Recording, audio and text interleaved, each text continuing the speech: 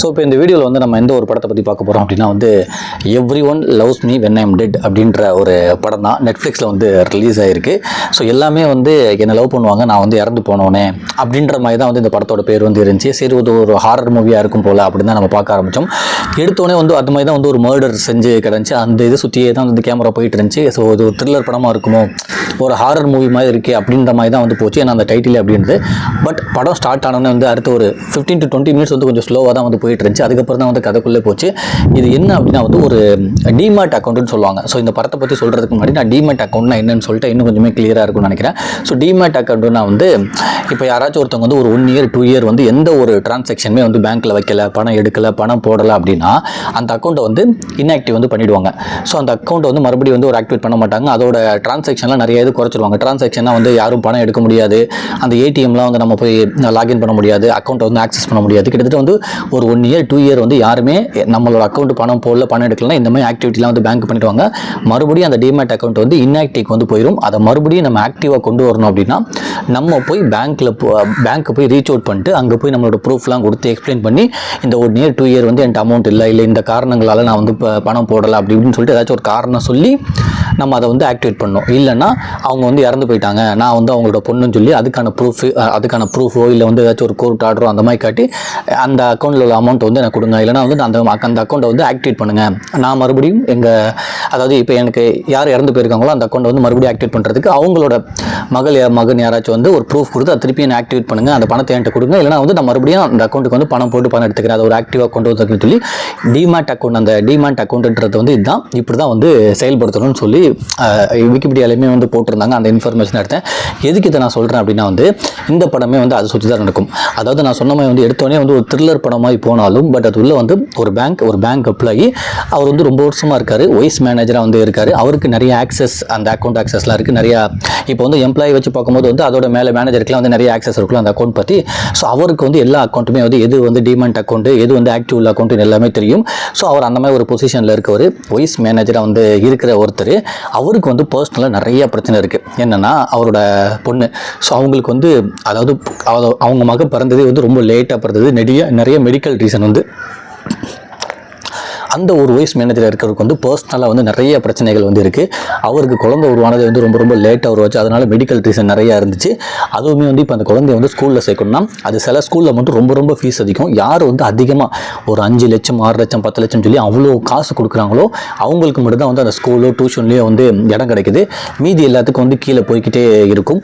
கிட்டத்தட்ட வந்து ஒரு 10 பேருக்குள்ளே தான் வந்து அவங்க அந்த டியூஷனுக்கு அந்த மாதிரிலாம் எடுப்பாங்களாம். அதுக்கு வந்து நிறைய டொனேஷன் வந்து கொடுக்கணுமா. அதை அவரால் வந்து அஃபோர்ட் பண்ண முடியல. இன்னொன்று வந்து ஃபேமிலி ரீதியாகவே வந்து அவருக்கு நிறையா வந்து பிரச்சனைகள் வந்து இருந்துக்கிட்டே தான் இருந்துச்சு. இந்த மாதிரி ஒரு குடும்ப சூழ்நிலை தான் வந்து அவர் வந்து வைஸ் மேனேஜராக இருக்கார். அவர் சம்பாதிக்கிற அமௌண்ட் வந்து அந்த பெருசாக வந்து பத்தலை. இந்த மாதிரி ஒரு பிரச்சனையில் இருக்கார். பேங்க்கில் வந்து வேலை செஞ்சுருக்காரு. அந்த பேங்க்கில் வேலை செஞ்ச இன்னொருத்த என்ன பண்ணியிருக்கான், பட் அவனுக்கு வந்து நிறைய பேக்ரவுண்ட் இருக்குது. அந்த இல்லீகலாக நிறையா ஒர்க் பண்ணுறது, அதனால் அவனுக்கு பின்னாடி நிறைய விரோதங்கள் வந்து அவன் வச்சுருக்கான். இருந்தாலும் அவனுமே அந்த பேங்க்கில் வேலை செய்கிறான். அவன் வந்து இவரை மீட் பண்ணுறான். ஸோ உங்களுக்கு வந்து நிறையா பிரச்சனை இருக்குது எனக்கு தெரியும், அதுக்கு நான் ஒரு வழி சொல்கிறேன். அந்த டிமேட் அக்கௌண்ட் வந்து நம்மளோட பேங்க்கில் வந்து நிறைய பேர் வச்சுருக்காங்க. அந்த டிமேட் அக்கௌண்ட்லாம் வந்து உங்களால் ஆக்டிவேட் பண்ண முடியும். நீங்கள் ஆக்டிவேட் பண்ணிங்கன்னா அதை வந்து அப்படியே நம்ம டிரான்சாக்ஷன் பண்ணி நான் உங்களுக்கு எடுத்துறேன். ஸோ இவன் வந்து பணத்தை எடுத்து கொடுக்குறதுல வந்து வேலையில் இருப்பான். இவர் வந்து வைஸ் மேனேஜராக இருப்பார். இவருக்கு தெரியும் எந்த அக்கௌண்ட் வந்து இன்ஆக்டிவாக இருக்குன்னு சொல்லி இவருக்கு ஆக்சஸ் பண்ண அதுக்கான ஆக்சஸான பர்மிஷன்லாம் இவருக்கு இருக்குது, இவனுக்கு இல்லை. ஸோ 2 பேரும் இப்படி பேசணுன்னே இவர் சொல்கிறாரு, இல்லை நான் ரொம்ப ரொம்ப ஹானஸ்ட்டாக இருக்க விரும்புகிறேன், எனக்கு நிறையா பிரச்சனைகள் இருந்தாலும் நான் அந்த மாதிரிலாம் பண்ணவே மாட்டேன், இன்னொரு தடவை நீ என்கிட்ட இப்படி வந்து பேசினீங்கன்னா உன்னை வந்து இந்த வேலையை விட்டு தூக்கிடுவேன் அப்படி இப்படின்னு இவர் சொல்கிறாரு. பட் இருந்தாலும் அவன் சொல்கிறான், இல்லை நீங்கள் கண்டிப்பாக இதை பண்ணுங்க, நான் உங்களுக்காக தான் சொல்கிறேன்னே அவர் வந்து ஒத்துக்கவே மாட்டார். வைஸ் மேனேஜராக இருக்கிறது, நீ எனக்காக இதை சொல்லலை, என்னோட பிரச்சனைகள் எல்லாமே உனக்கு தெரியும், ஏன்னா என்னோட கூடவே நீ ஒர்க் பண்ணுற, என்னோட ஃபேமிலியும் உனக்கு தெரியும், இருந்தாலும் எதுக்கு இந்த மாதிரி ஒரு தப்பான விஷயத்தை என்கிட்ட சொல்கிறேன்னா அந்த நான் வந்து வைஸ் மேனேஜராக இதில் இருக்கேன், என்னால் தான் வந்து அதெல்லாம் வந்து திருப்பியும் ஆக்டிவாக அந்த அக்கௌண்ட்லாம் பண்ண முடியும், அதை தெரிஞ்சுக்கிட்டு தான் நீ இப்படி என்கிட்ட வந்து சொல்கிறேன்னு. நான் அப்படி சொல்ல, உங்களுக்கு ஒரு பிரச்சனை இருக்குது அதனால் சொல்கிறேன் அப்படின்னு. பட் 2 பேத்துக்கும் வந்து ஒரு கான்வர்சேஷன் போது அதுக்கப்புறம் ரொம்ப யோசிக்கிறான். அவனோட டியூஷன் ஃபீஸுமே வந்து அவன் பொண்ணுக்கு வந்து கட்டணும், ஏகப்பட்ட பிரச்சனை போயிட்டு இருக்கு. அதனால் ஃபஸ்ட் டைம் என்ன பண்ணுறான், இவன் ஐடியா அப்படி கொடுத்துட்டு நிறைய இதை சொல்கிறான். உங்களுக்கு தெரியுமா 2 வருஷத்துக்கு முன்னாடி கூட ஒரு லேடி வந்து நம்ம அக்கௌண்ட் வச்சு ஓப்பன் பண்ணாங்க. 2 வருஷமாக வந்து நிறைய பணம் போட்டிருந்தாங்க. லாஸ்ட் 2 வருஷமாக அவங்க இல்லவே இல்லை. இப்போ அந்த அக்கௌண்ட் மணி தான் வந்து அப்படியே தான் இருக்கும். யார் எடுத்துகிட்டு போகிறா, பேங்க்கு தான் எடுத்துகிட்டு போகும். அது வந்து டிமேட் அக்கௌண்ட்டில் அப்படியே தான் இருக்குது. அந்த மாதிரி அமௌண்ட்டை நம்ம எடுத்து நம்ம ஏன் வச்சுக்கூடாது, என்றைக்காக இருந்தாலும் ஒரு நாள் வந்து அந்த பேங்க் நம்மளை வேலையை எடுத்துக்க போகுது. இப்போ ஏஐலாம் வந்துக்கிட்டு இருக்கு. ஸோ அந்த ஏஐ எல்லாத்தையுமே டேக் ஓவர் பண்ணிட்டா நம்மளோட வேலை போயிடும். அதனால் அதுக்குள்ளேயே நம்ம இவ்வளோ அமௌண்ட் நம்ம சம்பாரிச்சிக்கலாம் இன்னொன்று இது பண்ணால் ஜெயிலுக்கு போவோம், பரவாயில்லையே சம்பாரிச்சிட்டு போயிடுவோமே அப்படின்னு சொல்லிட்டு நிறைய அவரை கன்ஃபியூஸ் பண்ணுறான். அவர் ஒத்துக்கல. அதுக்கப்புறம் ஒரு முடிவுக்கு வராருன்னு சொல்லி ஒரு அக்கௌண்ட்டை வந்து டிமேட் அக்கௌண்ட்டை வந்து செக் பண்ணுறாங்க. ஒரு அக்கௌண்ட்டை வந்து ஆக்டிவேட் பண்ணுறாரு. அதில் பார்த்தா அவ்வளோ அமௌண்ட் இருக்குது. உங்களுக்கு டவுட் வருது, எப்பறம் இந்த ஒரு அவங்க வந்து ஒரு இடத்துல வேலை செய்கிறவங்க மாதிரி தான் இருக்காங்க, அவங்களுக்கு எப்பறம் இவ்வளோ அமௌண்ட் இந்த அக்கௌண்ட்டில் இருக்குன்னொன்னே இவன் என்ன சொல்கிறான், அதெல்லாம் நமக்கு தேவையில்லை, அவங்களுக்கு அக்கௌண்ட் இருக்குல்ல, அவங்க 2 வருஷமும் பேங்க் வரல, அவங்க இறந்து போயிட்டாங்க, அவங்களுக்குன்னு பொண்ணு யாருமே இல்லவே இல்லை, இதுவரை வந்ததில்லை. ஸோ அதனால் நம்ம இதை எடுத்துக்கலாம்னு சொல்லிட்டு ஃபஸ்ட்டு 2000 தான் எடுக்க முடியும்னு சொல்லி அந்த 2000 எடுக்கிறாங்க. பியர் பார்ட்டி அதெல்லாம் வந்து பண்ணுறாங்க. அதுக்கப்புறம் வந்து 10,000 வந்து அவங்க அந்த ஒரு அமௌண்ட்டில் வந்து எடுக்க ஆரம்பிச்சிட்டே இருக்காங்க. இவர் இங்கேருந்து ஆக்டிவேட் பண்ணி விட்ருவார். அதுக்கப்புறம் அவன் டிரான்சாக்ஷன் மூலியமாக தினையுமே வந்து 10,000 வந்து தினையுமே எடுத்துக்கிட்டு இருப்பான். இது என்ன ஆகுது அப்படின்னா வந்து இவனுக்கு மேலே உள்ள ஒரு மேனேஜருக்கு வந்து நோட்டிஃபிகேஷன் போகுமா. ஏன்னா இவருக்கு வைஸ் மேனேஜருக்கு மேலே உள்ள பொசிஷனுக்கு என்னன்னா வந்து எதெல்லாம் வந்து அந்த டிமேட் அக்கௌண்ட் வந்து இன்ஆக்டிவ்லேருந்து ஆக்டிவ் மாறுதோ அவருக்கு ஒரு நோட்டிஃபிகேஷன் போகுமா. ஏன்னா அது ஒரு கண்ட்ரோல் இல்லை. ஸோ இவன் என்ன பண்ணுறான், அவர் அடுத்த நாள் கூப்பிடுறாரு. ஸோ ஓகே மாட்டிக்கிட்டோமோன்னு சொல்லிட்டு அப்படியே திணறிட்டு போய் உட்காரான். பாட்டு அவன் என்ன சொல்கிறாரு, நீ லாஸ்ட் டைம் வந்து இந்த ஒர்க்கு சரியாக பண்ணல, அந்த ஒர்க்கு சரியாக பண்ணல, இதெல்லாம் நான் வந்து நம்மளோட மேனேஜர்கிட்ட நம்மளோட பாஸ்ட்டை வந்து சொல்ல மாட்டேன், அதுக்கு நீ என்ன பண்ணணும்னா நான் கொஞ்சம் வேலை வச்சிருக்கேன், அதையுமே நீ பார்த்துட்டு போகணும் அப்படின்னு சொல்லி சொல்கிறாரு. ஏன்னா இவனை வந்து ஆஃபீஸில் நிறைய பேர் இப்படி தான் நிறைய எக்ஸ்ட்ரா வேலை வாங்குவாங்க, ஆனால் இவனுக்கு எந்த அமௌண்ட்டுமே கிடைக்காது. அதை வச்சு தான் அந்த பையன் வந்து இவரை ட்ரிகர் பண்ணியிருக்கான்.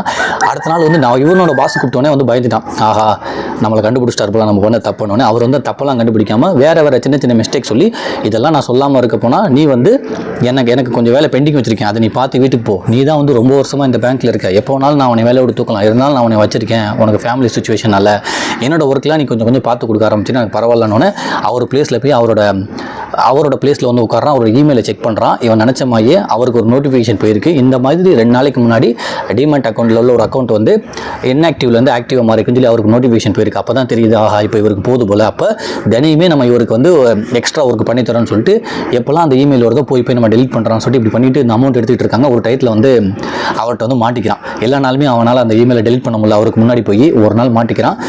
இவருக்கு சண்டை, அவரே வந்து மர்டர் பண்ணுற அளவுக்கு வந்து போகிறாங்க.